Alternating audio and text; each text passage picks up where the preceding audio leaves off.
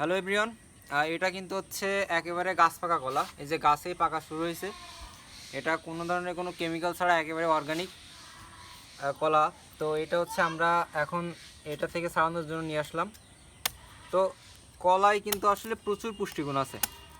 কলার পুষ্টিগুণ আসলে বলে শেষ করা অসম্ভব। তবে আমি মেইন কয়েকটা পুষ্টিগুণ যদি বলি, কলাতে কিন্তু এই যে প্রাকৃতিক শর্করা, গ্লুকোজ, ফ্রুক্টোজ এবং সুক্রোজ থাকে, যা আমাদের শরীরে কিন্তু প্রচুর পরিমাণে শক্তি যোগায়। এজন্য কিন্তু কলাকে মানে এই যে সবথেকে বেশি শক্তিশালী খাবার হিসেবে ধরা হয়। আর কলা কিন্তু আমাদের হজম শক্তি বৃদ্ধিতে সহায়তা করে, এটা কোষ্ঠকাঠিন্য দূর করতে সহযোগিতা করে, এবং কলা কিন্তু আমাদের শরীরে সেরোটোনিন হরমোন বৃদ্ধিতে সহযোগিতা করে, যা আমাদের কিন্তু স্ট্রেস এবং মানসিক দুশ্চিন্তা কমাতে সাহায্য করে। আবার কলাতে কিন্তু প্রচুর পরিমাণে আয়রন থাকে, যেটা রক্ত স্বল্পতা দূর করতেও সহযোগিতা করে।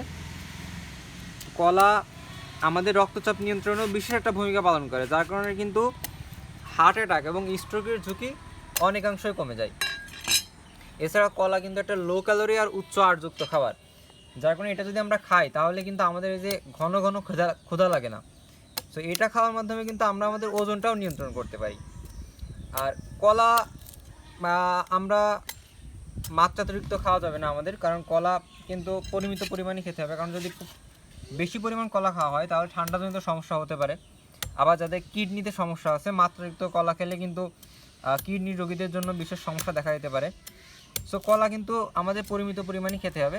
আমরা যদি দিনে 2টা কলা খাই, সেটা কিন্তু আমাদের শরীরের জন্য কোনো ক্ষতি হবে না। তো আমরা কিন্তু পরিমিত পরিমাণ খাওয়ার জন্য দিনে 2টা কলা খেতে পারি। সো দেখেন, এই যে আমাদের সেই যে কলাগুলো একেবারে গাছ পাকা, একেবারে ফ্রেশ টাটকা কলা। এই যে সো আমরা কিন্তু আমাদের দৈনন্দিন খাদ্য তালিকায় আমাদের শরীরকে সুস্থ রাখার জন্য আমরা কিন্তু অবশ্যই আমাদের কলা খাওয়া উচিত বলা যাবে না, অবশ্যই খেতে হবে। So eat fresh, live fresh and stay food grain. ধন্যবাদ।